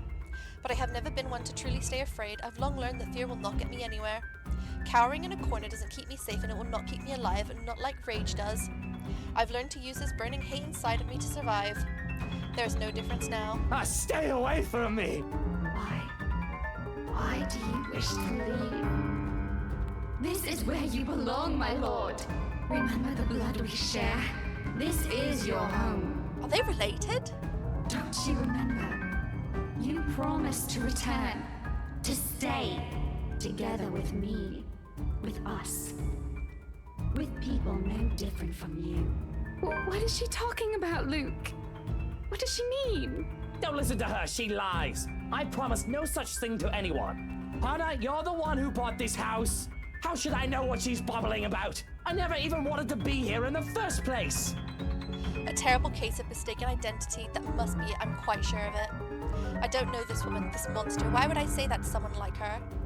In my entire lifetime, I only made and kept sincere promises to a mere 2 people, Hannah Evans and Eleanor Chandler. No one else. The rest of those who claim I promised anything to them can go fuck themselves. Bloody hell, I may enjoy the company of women, but I'm not an idiot starting spouting such nonsense to anyone. A line must be drawn, especially if I'm to keep myself alive. Yet she still goes on, insists, making me appear a liar in front of these people. Of course you still deny it. Have you truly forgotten? You haven't changed, I see. Still a deceiver. She's lying! You see, my love, nothing has changed. Still no difference, you and I. Just like the rest of us. Just like every single soul in this putrid wreck. We've waited for so long. You can hear them, yes. Their pleas, their calls, their invitation. Come, my lord. The house seeks its master. She, the monster, reaches out again, her hands a gory, abhorrent sight, along with that smile spread across her face. My body's already moving on instinct, stumbling back one step at a time in a desperate bid to be away from her. Anything to put distance between me and this vile creature. No matter what she says, I'm nothing like her. I need to get out of this house. Out of this country, preferably. There's nothing for me here, not anymore, nothing to keep tied to this place. With Hannah planning to leave me, Shrock and likely taken by this woman, nothing's left to bind me to this wretched city. I can leave, I can... Careful, Luke! My foot steps on something, sending me sliding on my back and flat on the floor. Beside me, a paper, a familiar one, flutters down. Name of the game. Picture of the game? It's this thing again from the open house, though it feels less like a gimmick and more like a threat. With recent events? Oh, you mean like those are the people that she's trapped writing it? It must have fallen from one of these peasants in the commotion earlier. For a moment they appear conflicted to see it in my hands, but wisely keep their opinions to themselves, leaving the damn thing to simply bear its grisly message for everyone in the room to see. Help me, help me, help me. Is this it? What they've been telling us? Why everything in my life has gone to shite because of some stupid old letter? An invitation indeed. One I am not willing to accept. Not any time. From the top of the stairs, the creature moves again, drawing my attention back to her. Her gait remains slow and awkward as she walks forward, that smile never leaving her. But I won't give her the chance. I am not dying here. I certainly am not giving myself to a hideous creature like her either. Adrenaline kicks in, and despite panicked gasps and worrying glances from Daisy's friends, I pay them no mind as I reach for the main door and... Without a warning, it slams open, revealing not the mansion's grounds like I'm expecting. Before my mind can even comprehend what's happening, black tendrils have already coiled tightly around my limbs, dragging every person in the foyer into the room. None of us even get to scream when the darkness completely envelops us upon the doors closing. Understand where your place is now, my love. You belong here. Is it so difficult to grasp? We've been waiting.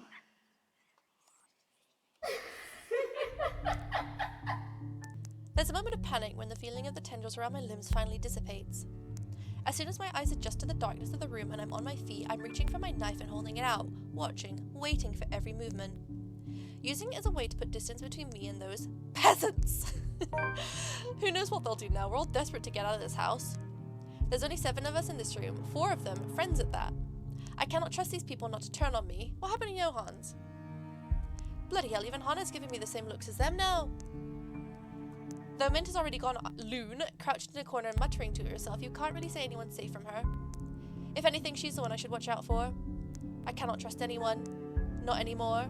Not after this. Despite the pleading look Lily shoots my way while they all huddle in a corner behind steel and feathers. But I have to remind myself that even people like her are capable of doing the unpleasant. She's only human after all. It's never an excuse why. Even Hannah has her cunning, manipulative moments, though she doesn't much subtler than I. Why else would Lily show this letter to us that day if not to save herself? I guess that backfired on her now that she and her own friends are also stuck here. Still, I have every right to be livid. Everything that I built has fallen apart. All because these people came into our lives. You! All of you! This is all your fault! If I've died to this bloody case, I'm taking you all down with me! Luke, please put that knife away. This isn't going to solve anything. He brought the knife and the gun? Hey now, Mr. Wright. I know the situation ain't good, but we have to calm down. We're all in the same boat here. You shut your mouth! If it weren't for you, for this letter, for all of you, none of this would have happened! Is your life all that matters to you? What about these people here? Don't they have the same problem? What about me, Luke? Do you even care? Are you taking their side? You're also stuck in this nightmare, Hannah! That creature is out to get us, and you're still defending these people! I'm not defending anyone, Luke. I'm just trying to be reasonable when you're clearly not. Oh, of course you're not. You're just the one who bought this bloody mansion to begin with. If I didn't know any better, you did this on purpose! Why, no. Why would I ever do that? This was only meant to be an anniversary gift. For you. For us. For the family we're going to have. Right, anniversary gift. Oh, here's your gift, darling. Oh, by the way, there's a curse included in that package. I hope that's all right. Are you really that eager to get rid of me, Hannah? Because if that's what you've been meaning to do all this time, you might as well just put a knife in my back while I'm... Suddenly, Steele steps up and slaps the knife away from my hand. Said knife slides uselessly under the table out of my reach. Before my mind registers what's happening, a sharp blow explodes in the side of my head, sending me reeling backwards. Phew! Mighty Falcon Punch, still a Falcon Punch, but better. He merely stands before me afterwards without even batting an eye, glaring at me as if he might just rip my head off in this instant. Huh, he isn't such a weakling, I suppose. Still doesn't explain why he has to punch me. Did he forget whose house he's standing in right now, punching me like that? The nerve of him. And Hannah just stands there. Last I checked, she's still married to me. That ain't no way to talk to a lady, sir. Zachary, you didn't have to. Please, I'll talk to my husband. Oh, why don't you let him say what he wants? Oh, do go on. Since that's what these peasants seem to do these days. Barge into your home, barge in on other people's business. No sense of decorum at all. Keep talking about us like that, and see if any of us here will keep you out of this place. Rebecca, stop! All of you stop this! To hear Lily speak out loud, I can't say I'm not surprised. She has always given me the impression of someone so meek from the moment I've met her, either from her inexperience or her station in life. She's never struck me as someone fitting to be a real estate agent. If anything, that meltdown she had during the open house had only proven my assumptions. Until now. Quietly, she puts herself between me and Daisy, cutting whatever scathing words we've yet to hurl at each other. The way she glares at me, it reminds me a little of the way my own mum would look at me. Particularly when I've done something wrong, and it's not the stare she's unused to showing. She has done this before, probably to a younger sibling. Huh. If she only sees us now as a pair of squabbling kids and not two mature adults, well, that's only to be expected. No doubt that's how she sees us. For a long moment, there's only silence in the room. Steele, the big oaf, doesn't even dare break it, neither does Feathers. With both merely watching us, bunch of wimps, these men. Not that it matters when Lily starts speaking again after some of the anger and tension is lifted from the room. Stop this, please! With or without that damn piece of paper, A deep breath, an exhale, and then she closes her eyes, a crease forming between her eyebrows while she grips her hand tightly in front of her. we still would have ended up in this mess. The atmosphere that descends into the room right after that admission is anything but pleasant. Can I call it that? An admission? It seems like that from the way her eyes nervously flick between her friends and I. She appears to know more than she lets on, and how she makes herself appear smaller after dropping that bomb on us doesn't sit quite well with me. And patience is something I don't have the luxury of having right now and bestowing upon other people. What else does this girl know? What else is she not telling us? Because from the looks of this, even her friends have no idea what she's talking about. Unwilling to wait, I grab her arm before she retreats without explanation, waving the letter still in my hand in front of her. Ow! Sir, you're hurting me! Hey, Hands off her, right? Fuck off, Feathers. I have questions for your friend, and she better have the answers. Luke, will you stop taking it out on every single person? Your friend is hiding something, Daisy. She struggles for a moment, but my hold eventually forces her to look up at me. Fear and uncertainty spreads across her features, especially when her eyes land on the damned paper. As much as I want to be considerate right now, I want answers. What do you mean, Lily? I'm not sure about it. Don't give me that, you know something! Ow! Please, sir.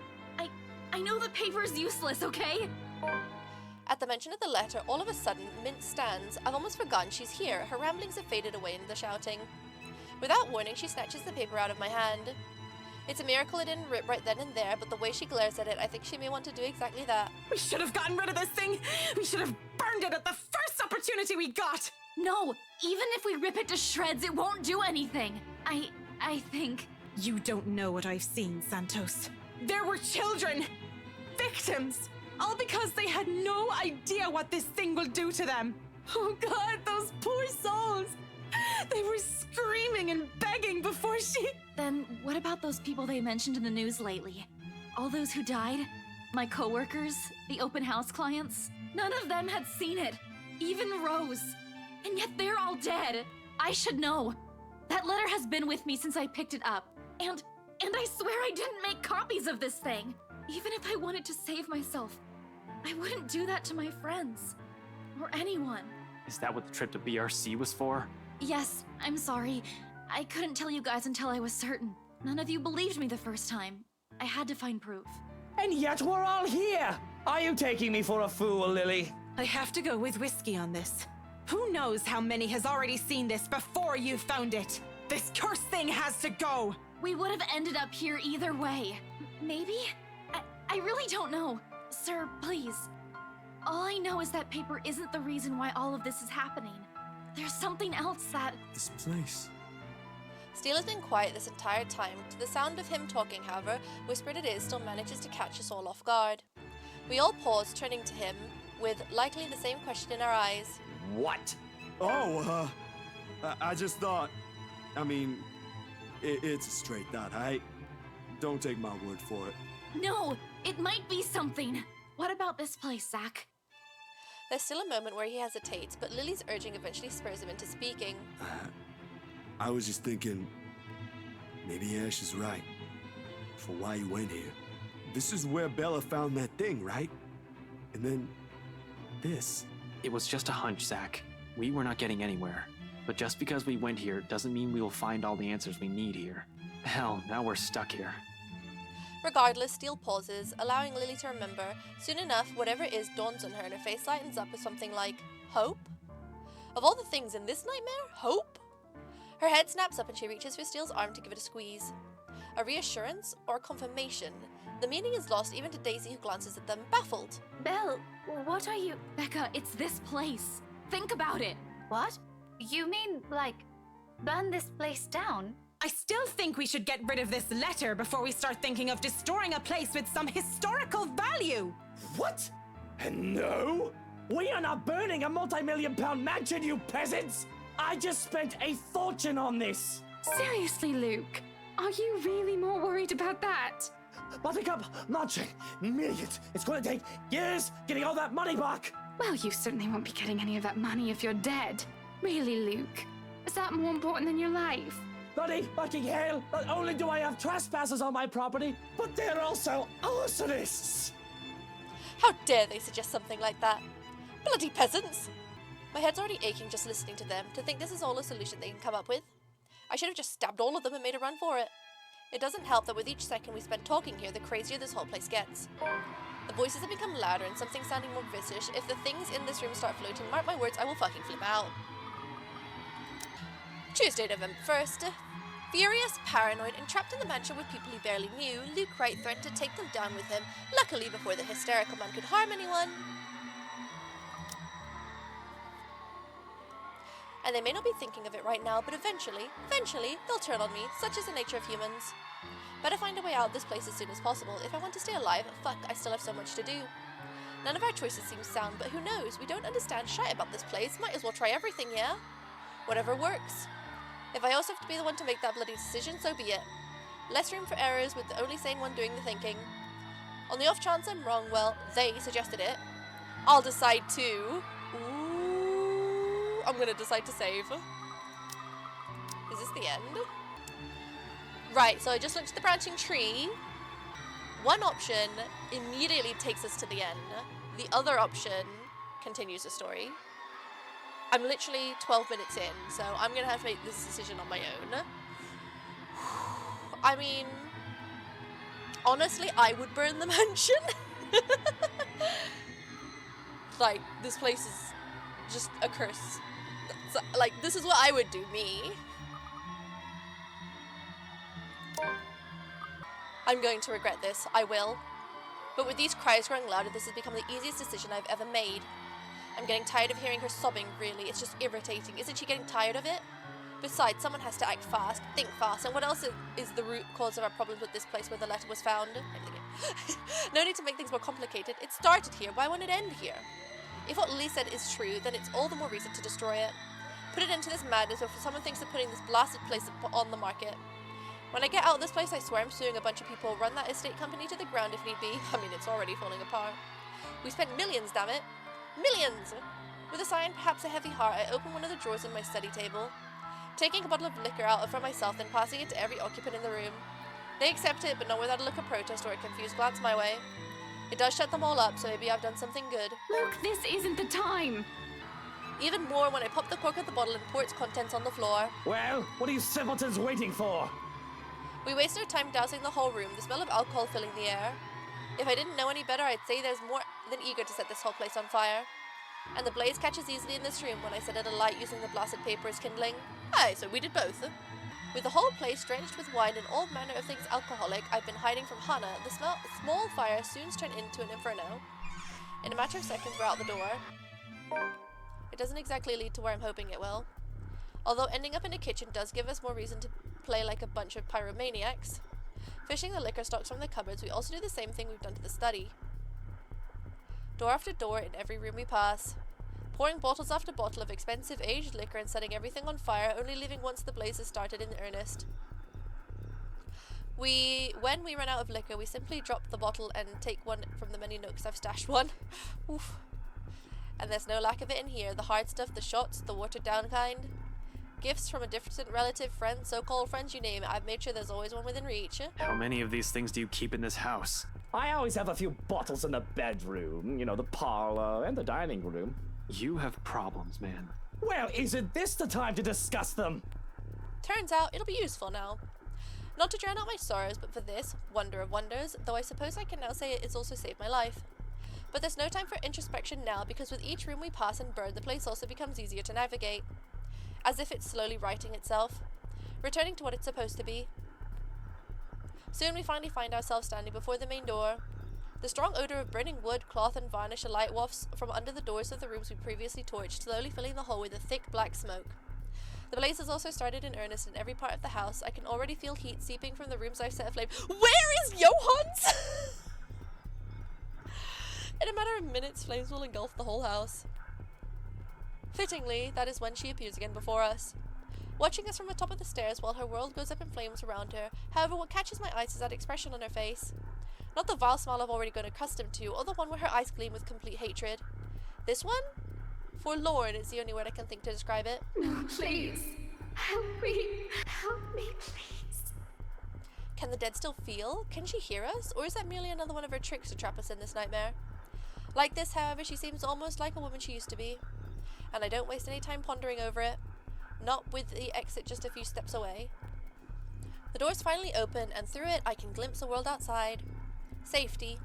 However, I do turn, if only to see the last of her. A farewell more than anything. For all her attempts to lure me, draw me in, her wishes to be with me, she does not stop me when I finally run from this horrid place. Quietly, she disappears. Light it up. Not only do I have trespassers in my property, they're also arsonists. Watching a multi-million-pound house burn before me, for some reason, nothing about this bothers me. Maybe it's the one last look on her face that has changed it. Maybe it's what I've seen and heard inside. There's only a calm, a stillness. The same hush that comes after a terrible storm has swept through the countryside. And with it is a sight of sun rising above the horizon. Ever so slowly, the sky begins to lighten before my eyes. Darkness giving way to the warm morning hues, the soft rays spilling over the vast expanse of Luxbourne's countryside. Nearby, the trees sway and rustle with the breeze, a passing draught that carries even into the room from outside, cold enough to make me shiver. The remains of a storm that has passed. In the distance, I can hear the soft chirping of birds while the rest of the world stirs, wakes. Dawn at last. We are free. Oh. Tuesday, November 1st. Despite the initial protests, Luke agreed with Isabella Santos. He began dousing the place with alcohol and setting it on fire. Sure enough, as flames slowly engulfed the place, it returned to its original state, freeing them.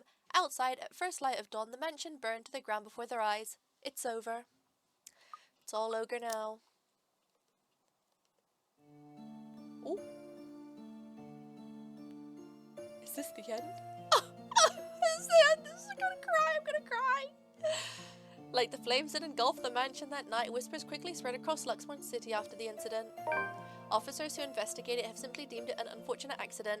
Regardless of the truth, Luke Wright files criminal charges against Brow Realty Corporation after, for undisclosed reasons to the public, forcing the latter to declare bankruptcy.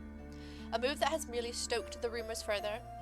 But for those who still believe in the stories of the old and those who knew the truth, it is but a testament to the curse and the secrets of the Ermengarde mansion has hidden from centuries.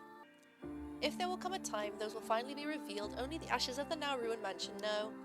However, on nights when the wind howls and thunder booms across the sky, some still claim hearing of voices where it once stood. Of cries and wails that fill the night and desperate calls for help for anyone who dares listen. As for those who once tread its halls, unable to settle their differences, Hannah Wright eventually files for divorce from Luke Wright. Aww, we caused that. For several months, they've become the subject of gossips in the mass media in the city. In spite of this, the two have uncharacteristically remained tight-lipped on the circumstances of their separation. Though many assumed it's the inevitable falling out of stemming from the trouble during the couple's housewarming party. To everyone's surprise, however, Luke Wright quietly accepts the court decision and disappears from the Evans heiress's life without creating much fuss. Even after Hannah has given birth to their children months later, the man is rarely seen around the family, merely leaving his children paltry gifts in the mailbox whenever he's in town, never showing his face. Deadbeat dad ending. With the Wright couple separation also comes the Wright-Evans conglomerate split up. Although the Wright enterprise still manages to do well in the business, with Evans Incorporated back up as a competitor, other tech leak places its CEO and the company under legal spotlight months later. This time, however, with the then Chief Inspector Harvey Lee's sudden absence, the businessman isn't able to escape close scrutiny. In an investigation headed by LPD's Detective Inspector Ashton Frey, all of Wright Enterprises' illegal business dealings within the past 10 years come to light. Although his involvement with other crimes is still being investigated, the disclosures caused a huge outcry, especially from the city's business sector. Sued on multiple grounds, the company is ultimately forced to shut down. Oddly, when Luke Wright steps out of his office one last time, there's only a small smile on his face. Saving your hide, abandon an already sinking ship. To avoid public outage, the once affluent businessman immediately leaves the city. All of his bank accounts have been emptied, including his Luxbourne apartments, leaving not a single trace or clue where he might be hiding. The last anyone has seen of this man was on a flight bound for Ireland. Till this day, no one has heard from him. Not even Hannah Evans. Even his people from the old Wright Enterprise, who have all been left to deal with the aftermath. Though over the past few months, after the situation has calmed, some have made claims of spotting him flitting in and out of the city. If only to check on those he has left behind. Her own woman, find your feet and stand your own after years of living in the shadow of someone else. Following the company split, Hannah Evans re-establishes Evans Incorporated, becoming its CEO like her late father has always wanted from her. Though a bit out of practice and doubted by many people at first, the Evans heiress quickly finds her bearings and proves to be every bit as talented in the business as her parents. Honestly, this seems more like a good ending for both of them. They were not a healthy couple. Soon, under her management, the new Evans Incorporated flourishes, becoming one of the prime investment and finance companies in Luxbourne City. Months after her recovery, Marion McCulloch heads back to her homeland, ready to close a chapter of a past she has left hanging on for so long. There she visits Lorraine's grave, asking for forgiveness from the girl she once loved, something she has intentionally avoided for years. Although the terror of what she has witnessed inside the Ermengarde mansion still clings to her, she bravely chooses to move on from it, turning a new leaf by focusing on a new branch of her interior design company and leaving her interior design company at Luxbourne in the hands of her secretary instead. Although she never returns to the city after, she is frequently seen visiting to check on the people has become acquainted with in her years there. Having finally accepted herself, she won't deny she's in a happier place now. By some stroke of luck or an unfortunate circumstance of fate, Marianne encounters Luke right once again almost a year after she returned home. These don't look like them. She meets the man in the local marketplace, newly settled, fumbling and confused.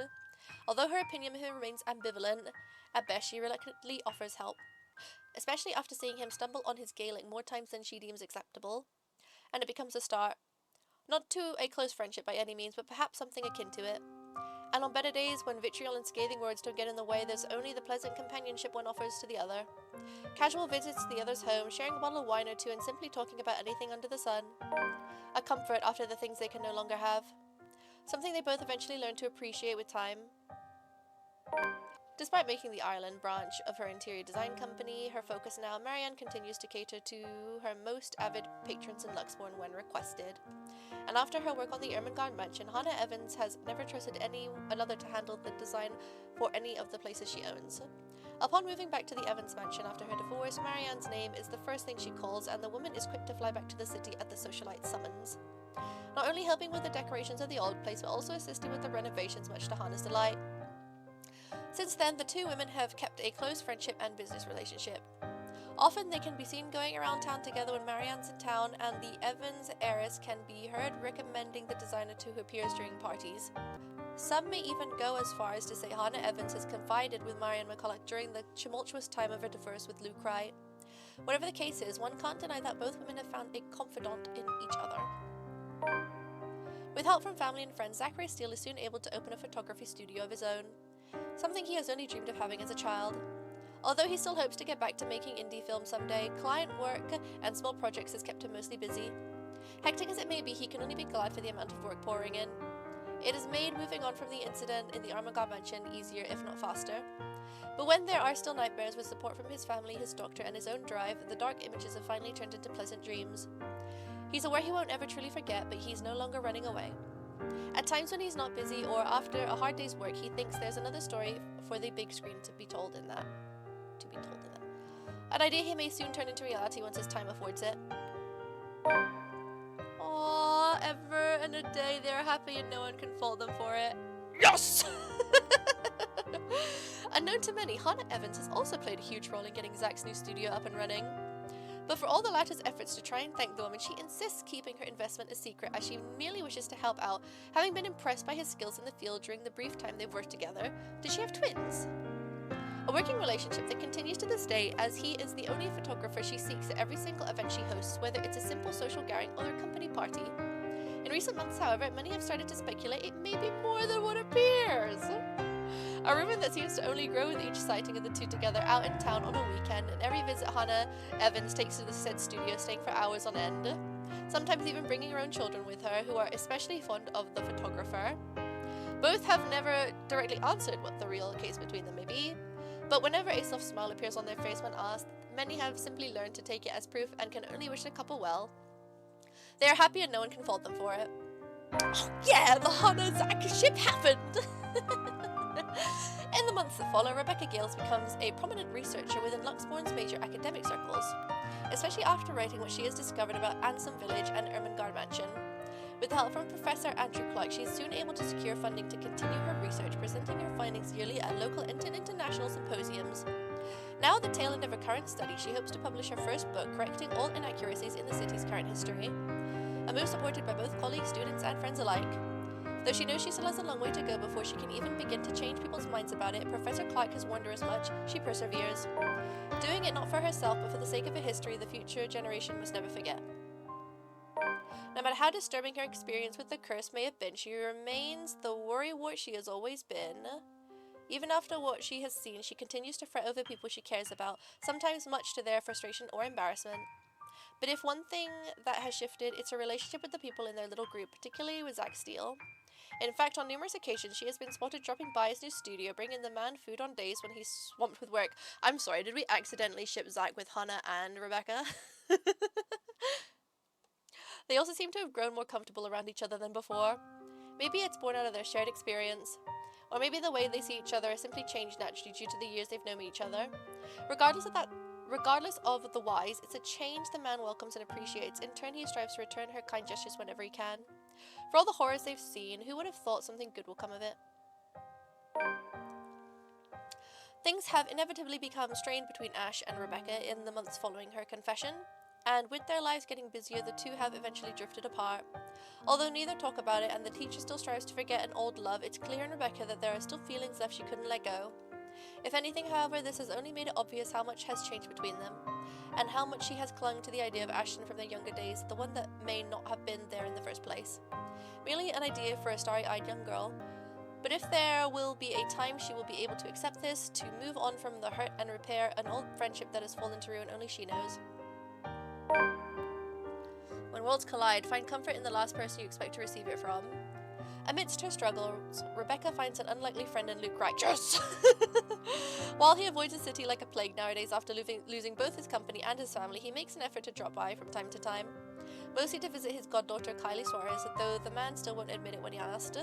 Despite starting off on the wrong foot, Rebecca considers his presence a blessing now, a familiar face after all she has seen. The same thing seems to go for the former businessman, confiding in the woman of his problems, petty or otherwise. At times when their circumstances allow, the two can be seen talking to Kylie out in the local park, watching over the child, or sometimes simply engaged in a mundane conversation, enjoying each other's company and never talking about anything that hints of any misfortune.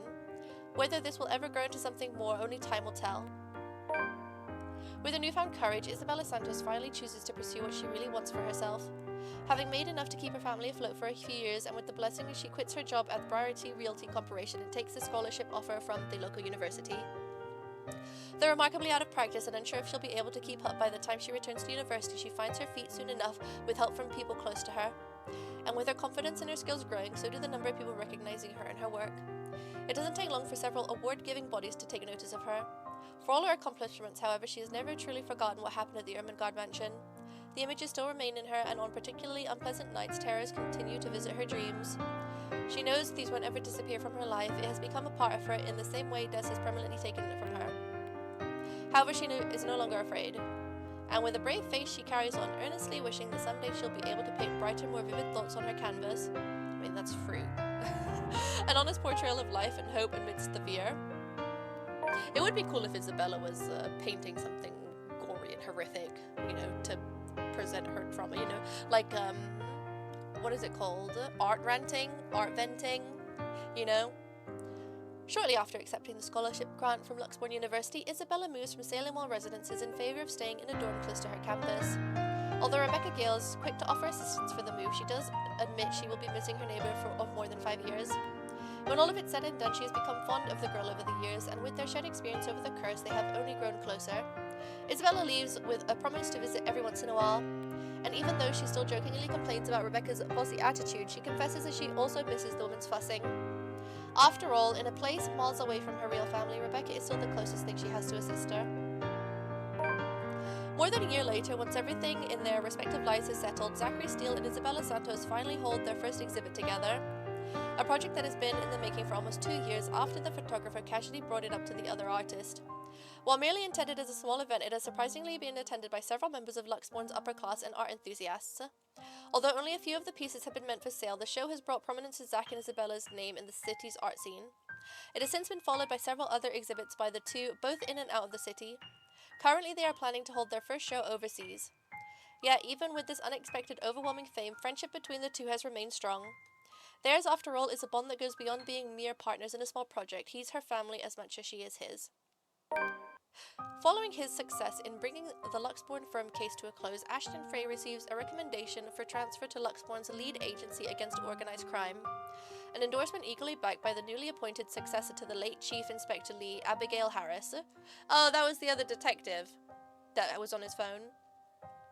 Knowing he'll have more resources, a leeway, and a bigger chance at ultimately bringing Luke Wright to justice, Ashton Frey accepts. He still warns the people close to him against Wright and his associates, but only a friendly reminder now more than anything. Though he does worry, he believes they are wise enough to know what they are doing and trusts their judgment. For now, he has decided to leave the evidence and the law to speak for itself and take care of the man once the proper time comes. Nowadays, police work and operations keep him busy, sometimes taking him away from the city he grew up for days on end. A rare thing for him to enjoy once upon a time, yet this time he never loses his drive. Simply growing more determined after having finally found a clear purpose close to the rush and excitement he dreamed of as a child. Although Ashton still keeps mum about specific details of his work, his experience with the curse has slowly taught him how to open up. especially to those who he knows that genuinely care for him. He still has a long way to go, he knows that, but for the sake of the people who are still with him, those who have chosen to stay, he hopes that there will come a day when he no longer has to hide behind his own lies. A day when he is no longer afraid of facing the truth in his own words.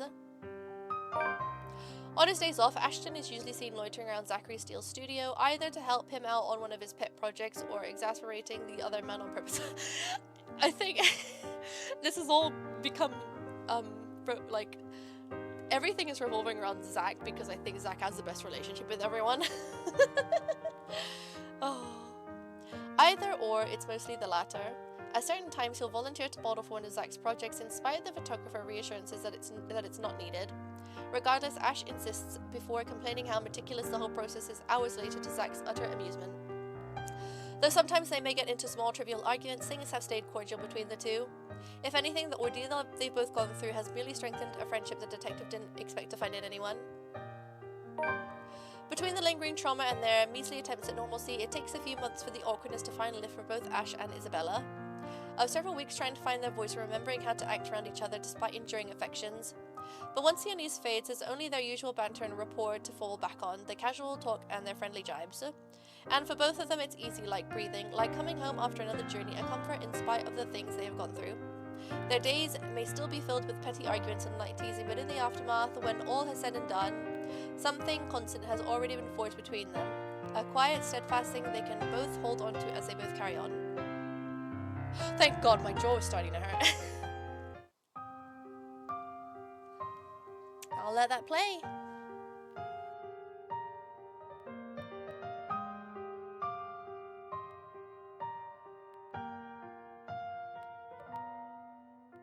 I knew the game was over.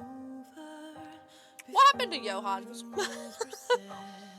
Like, he was handcuffed in the mansion. I didn't want to play. I thought there was a way out, but there's no exit from this maze, where every path is the wrong turn and every choice is a mistake. I lied to the Lord, I lied to myself, I lied to you and everyone I care, until there were no more lies to tell. Cowardice is easier than being brave, but at last I found the strength I lost to sing my love letter to you. 'Cause people can lie, but my lone heart beats true.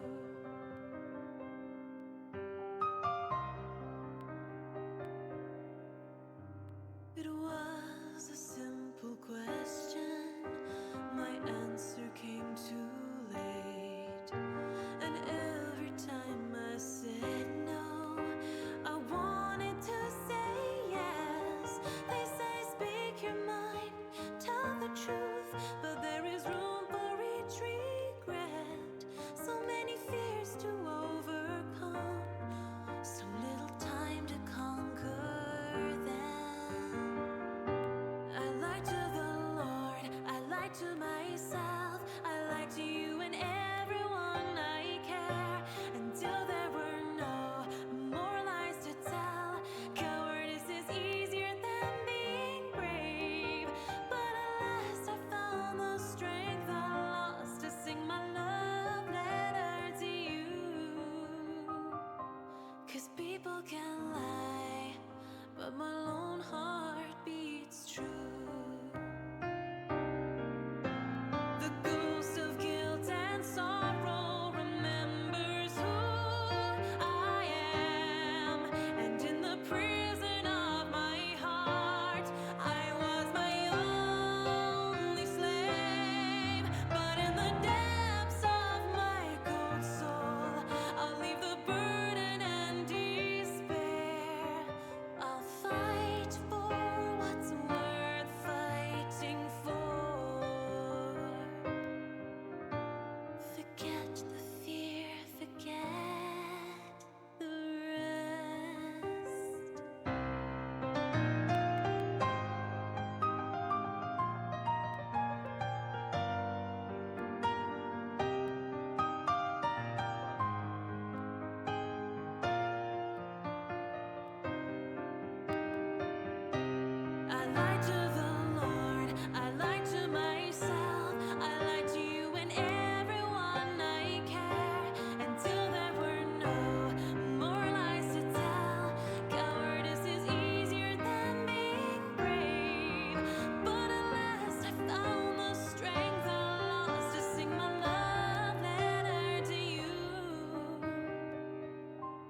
'Cause people can lie, but my lone heart beats true.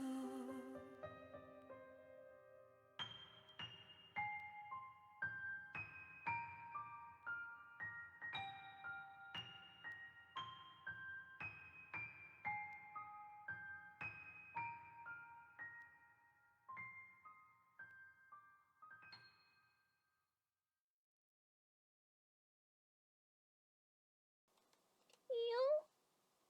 Where are you, Teal? Teal? Please? She's here! She's still here, Teal! Help me! Please!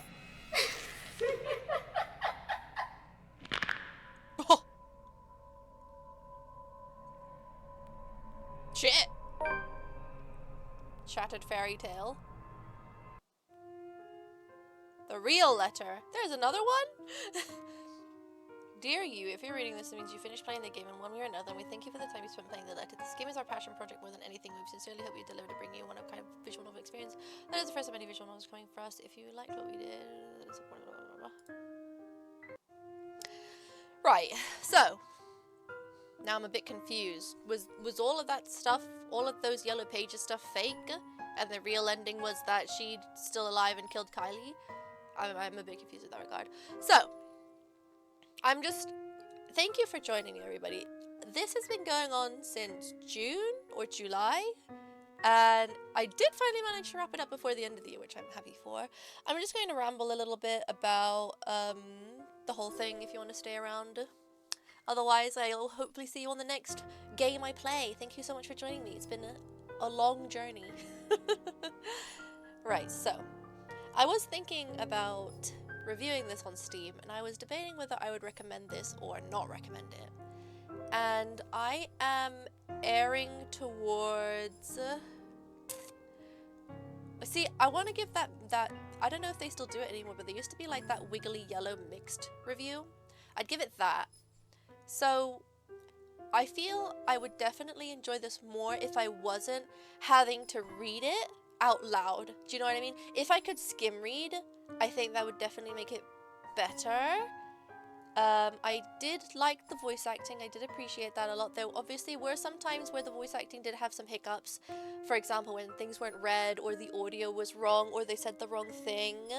That was okay. My biggest issue with it was the spelling and grammar and punctuation. That was my biggest issue with it. Like, during the credits, from what I gathered, quite a few people made this. So you would think that they would proofread a little bit better, but there were a lot of grammatical mistakes, sentence structure mistakes that really tripped me up as well. I wasn't particularly a fan of how they used the UK as a base of the story, yet had done no research into the UK, if that makes sense. Like, I had already commented on it a few times. There were so many issues with it. Like, the classrooms were all wrong. I can't remember off the top of my head now, but you know what I mean. Like, if you use a place as your setting, that's the word I'm looking for. If you use a place as a setting, you think you would do a little bit more research into the setting, if that makes sense. Like, yes, okay, good, they've got the weather is shit here, you know, they sprinkled in some different accents and made the voice actors say some things in different languages and stuff like that, but it's like, the school just really got me. I don't know why. But on top of that, the fact that they went to like a grocery store, which we don't call a grocery store, we call a supermarket. Yes, that was another thing. They used a lot of Americanisms, which is fine considering I'm assuming they're not British. When they went to the supermarket, they all bought like instant hot food, which isn't really a thing in the UK. Going to the supermarket and buying like a hot bento box. It's becoming more of a thing now that all the cultures are mixing, but like generally you'd buy a sandwich. Let's be honest. But But yeah, in conclusion, I would say if you are playing this on your own, if you like visual novels, and if you can skim read, I would recommend this. If you are going into it for the story, I found the story a little bit too slow. I also found the ending very lackluster. It wasn't, so I was hoping there would be a lot of, I don't know, maybe like quick fire choices that you'd have to make, but it was just one choice, burn the house or burn the letter, and I burnt the house, and then it ended. You know what I mean? There was, like, obviously there was a build-up the entire game, but I don't feel like that really long build-up really appeared in the end. Sorry, I'm not very good with words, if we realize from how much editing I have to do with me fumbling. But would I play it again? No. Personally, I might maybe go back, choose some different options to see different endings.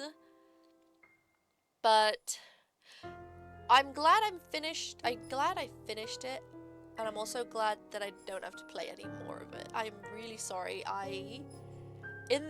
After, I don't know, halfway through, I was like, I'm really sunken cost fallacying this, you know? I'm very much playing this because I put so much time and effort into it. I'm gonna fucking finish it, you know what I mean?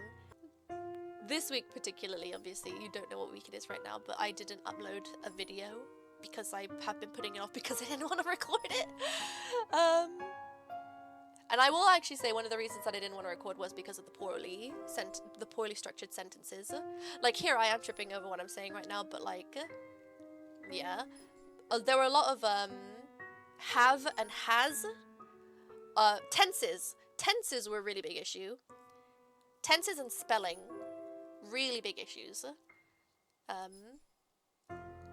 Which, for a visual novel, you would think that... Is this originally supposed to be in English? Because if it's not supposed to originally be in English, then I guess that's fine in a way. Like, if this was translated... If this is a translated game, then that's definitely a bit more leeway if it's just one person translating. But if this was advertised as an English visual novel, they should have definitely gotten someone to proof check the grammar and the tenses. Is tensing grammar? I don't know. I'm not very good at English myself. Ramble over, I guess. The next thing we'll be playing is another horror game. Well, we'll see. Wow, it's been a journey. Thank you so much for joining me. Special shout out to Dennis, by the way. Appreciate you so much for being there all the way through it with me. I'm very appreciative. Honestly, I probably would have stopped if you weren't watching Dennis. And anyone else who is also lurking, I also appreciate you too. It's nice to know that someone's watching, you know, instead of just throwing all of this recording into the ether and having nothing in return. Thank you again so much. Everybody have a wonderful evening, and I will see you all in the next game. Kisses. Bye bye. GG's, everyone.